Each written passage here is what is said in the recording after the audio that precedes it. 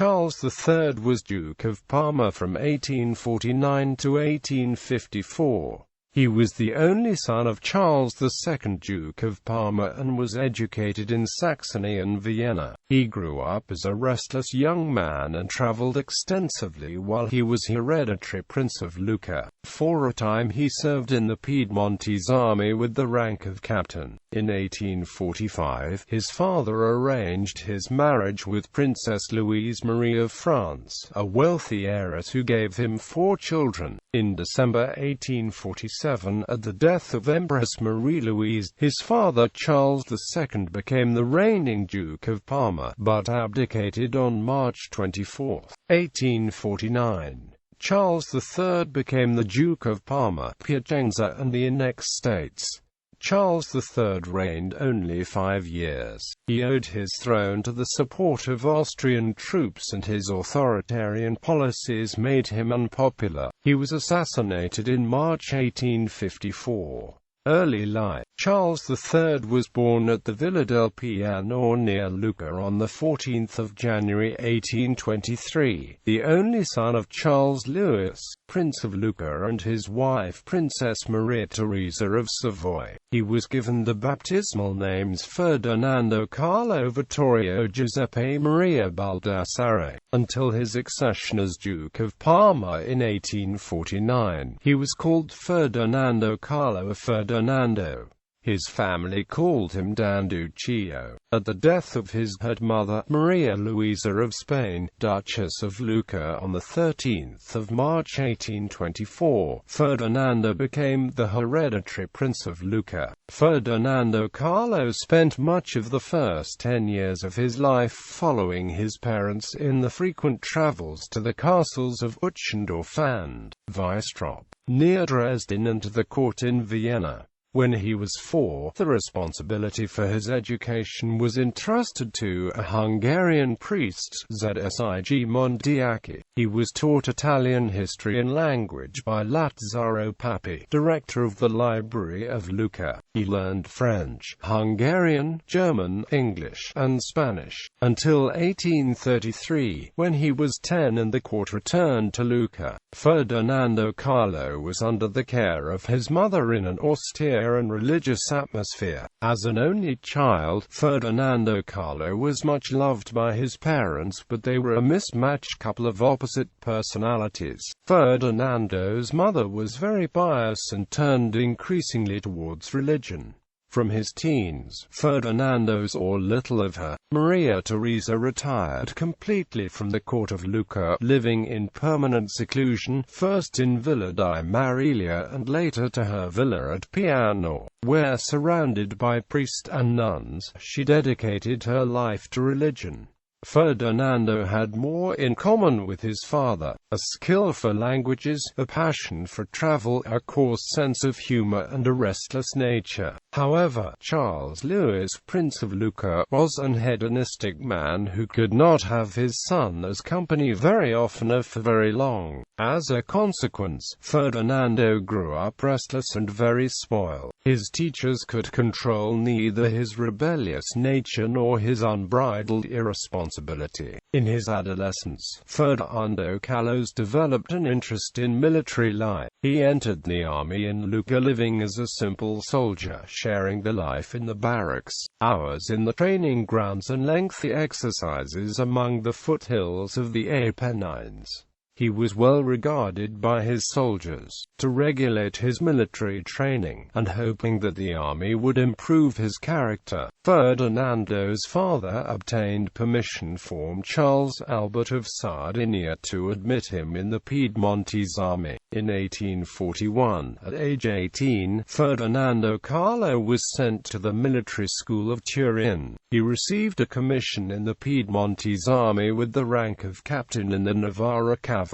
After 1 year of service, he returned home in bad terms with King Charles Albert of Sardinia, and even more so with the king's son, Victor Emmanuel, who had spent a lot of time with him. Victor Emmanuel wrote, "Ferdinando of Lucca left here last summer rather angry with me, and he has not let me know his news since. But I wish him every happiness and also good sense, which however I firmly believe he would never achieve." Marriage and issue. In 1845, as the Duchy of Lucca was in great financial need, Ferdinando Carlo's father decided to marry him with a princess with a large dowry. The bride chosen was Princess Louise Marie of France, the only sister of the legitimate pretender to the throne of France, the Comte de Chambord. She was the daughter of the Duke of Berry and the granddaughter of King Charles X of France. Ferdinando Carlo, who was 22 years old at the time, was initially reluctant to marry her. She was 4 years older than him, his close relative, and he disliked the ideology of her entourage, the legitimist party. He would have rather waited 3 more years to marry, finding then a bride more of his liking. However, as his father threatened to cut his privy purse, leaving him completely destitute, Ferdinando ended up agreeing with the idea. Ferdinando Carlo and Louise Marie were cousins, and they had known each other since they were children in Vienna. The wedding took place on the 10th of November 1845 at Schloss Frosdorf, Chambord's home in exile, near Lanzenkirchen in Austria, some 30 miles outside of Vienna. The honeymoon took them to Schloss Utzendorf in Germany, and afterwards to England, a country where Ferdinand Carlo felt most at ease. The couple's married life was happy for some years. The first child was born 13 months after the wedding, and 3 more children followed in quick succession. Princess Margarita of Bourbon-Parma. Infinity Carlos, Duke of Madrid, Carlist claimant to the Spanish throne, had issue. Robert I, Duke of Parma. Infinity Princess Maria Pia of Bourbon, 2 Sicilies, had issue. Infinity Infanta Maria Antonia of Portugal, had issue. Princess Alice of Bourbon-Parma. Infinity Ferdinand IV, Grand Duke of Tuscany, had issue. Prince Henry, Count of Bardi. Infinity Princess Maria Immaculata of Bourbon, 2 Sicilies. Infinity Infanta Adelguns of Portugal, Duchesses of Guimarães. Louise Marie was described at that time as a pretty blonde, fair-complexioned with golden hair and blue eyes, but not very tall. She was reserved, cold, insensitive, and lacked charm. Like most legitimists, her political ideas were those of the preceding century. However, for the first years of the married life, Carlo Ferdinando was happy with her. Until he became Duke of Parma, Ferdinando was known as Il Ducino, the Little Duke, a reference to both his stature and his status as his father's heir. Although he was tall, he was slight built. His parents were both very good-looking, but he was not. His hair was thick and dark, and he had big prominent eyes. A large nose, a long neck, and a receding chin completed his face. He had a trimmed, finely proportioned figure, of which he was very proud. He was a dandy who dressed smartly and was very fastidious about his clothing. Ferdinando Carlo traveled a great deal. Outside Italy he often used the title Marchese di Castiglione. In Italy he often used the title Conte di Milazzo.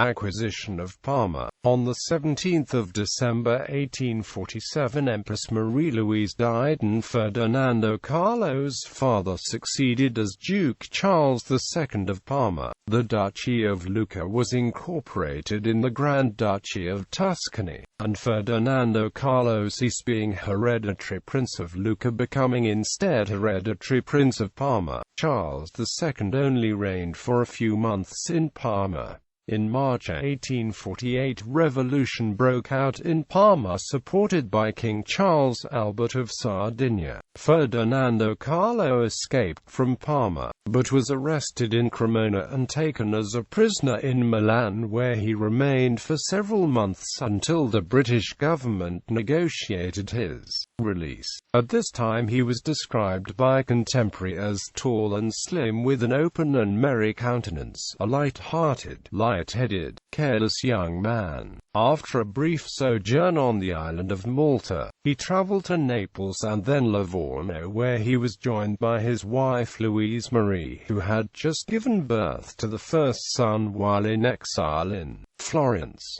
Then the family sought refuge in England. They settled in a cottage at Surbiton, southwest of London. Disraeli, who met him at this time, described Ferdinando as a very droll man, exceedingly amusing and clever, a rattle, a mimic, and gambled in mind and body.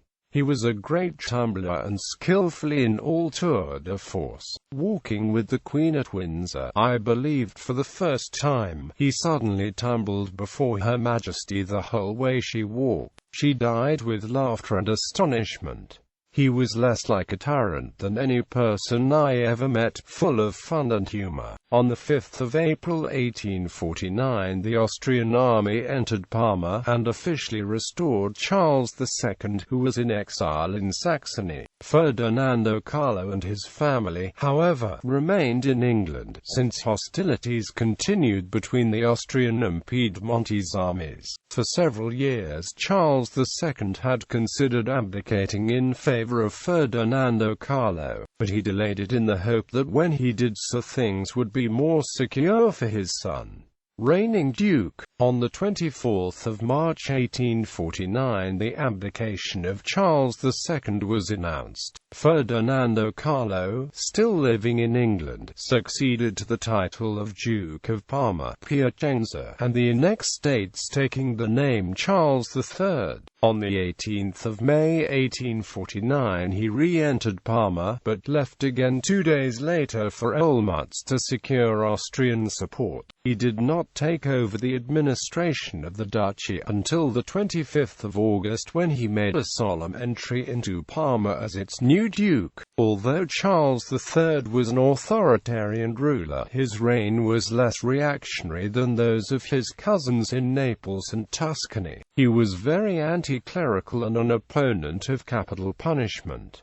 No death sentences were carried out during his 5-year reign. He loved England, which he visited once more after his ascension to the ducal throne, but he had no sympathies for Austria, even though he was closely related to the Habsburgs and owed his throne to the Austrian intervention. Charles III, in spite of his personal charms, was not loved by his subject. The nobility treated him wearily, while the bourgeois was as contemptuous of him as he was of them. He got on best with the popular classes. He was very fond of the ballet, and he was well liked by dancers, soldiers, peasants and ordinary citizens. Though conscious at all time of his rank, he used his walking stick on anyone who he deemed disrespectful towards him. He was simple in his manners, very approachable, and he had great personal charm. However, his arbitrary decisions destroyed the respect that his subjects had for him and his dynasty, and he became unpopular. By 1853 there were rumors of plots to remove him from power.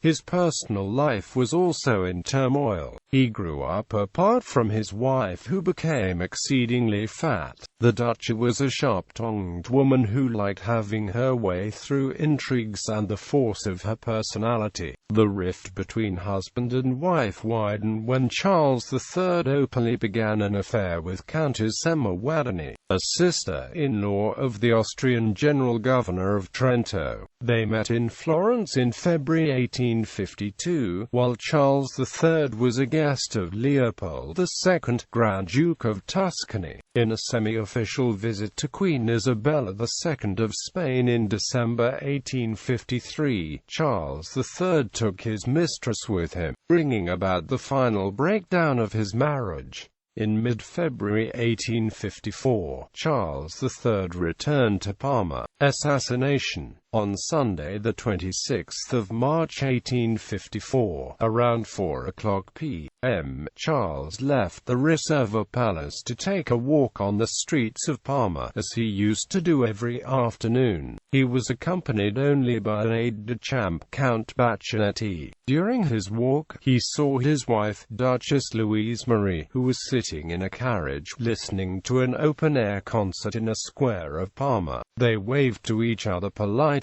At 5:45 the Duke was returning to his palace. While he was passing by the church of Sta Lucia, he stopped for a moment to ask about the identity of a pretty girl whom he had just seen in an upper window across the street. He was making the inquiry and saluting two soldiers, who walked by him, when he was attacked from behind by two men who were trailing him. One of them knocked the Duke violently and stabbed him deep in the stomach with a triangular blade. Everything happened so fast that Charles initially did not realize what had just transpired, and seconds later, gasping, he said, "My God, I'm done for. They have stabbed me." In the confusion, the two assailants escaped, running in opposite directions and mixing with the crowd. The wounded Duke fell on the ground in a pool of blood with the blade still in his stomach. He was lifted up and held by his arms and legs. He was carried back to the palace. He made no complaints as his doctors treated his wound, which was deep. He asked if they thought his life was in danger. They lied, assuring him that it was not, and he passed out. In moments of lucidity, the Duke, realizing the seriousness of his condition, repeated, "I am preparing myself for a long journey." The Duke received the last rites and was able to see his wife and the children for a last time. After atrocious suffering, which he endured bravely, he died the following evening, March 27th, at 5:30 p.m. He was 31 years old. Charles's body was buried in the Cappella della Macia near Viareggio. His heart was placed in an urn in the crypt of the sanctuary of Santa Maria della Steccata in Parma. The Duke's assailants, Irino Bocci and Antonio Carra, escaped prosecution. Both were briefly arrested, but as they look very much alike, witnesses were confounded and the testimonies deemed unreliable. Count Bacchinetti, the key witness, was not liked by Duchess Louise Marie, who had him expelled from Parma. Bocci and Carra acted not for political reasons, but for financial gain. It was never clarified who paid them to kill the Duke. Titles, styles, honors and arms. Titles and styles: the 13th of March 1824 to 17 December 1847, His Royal Highness the Hereditary Prince of Lucca. The 17th of December 1847 to 17 May 1849, His Royal Highness the Hereditary Prince of Parma. The 24th of March 1849 to 27 March 1854, His Royal Highness the Duke of Parma, Piedmontese, and the annexed states. Ancestors.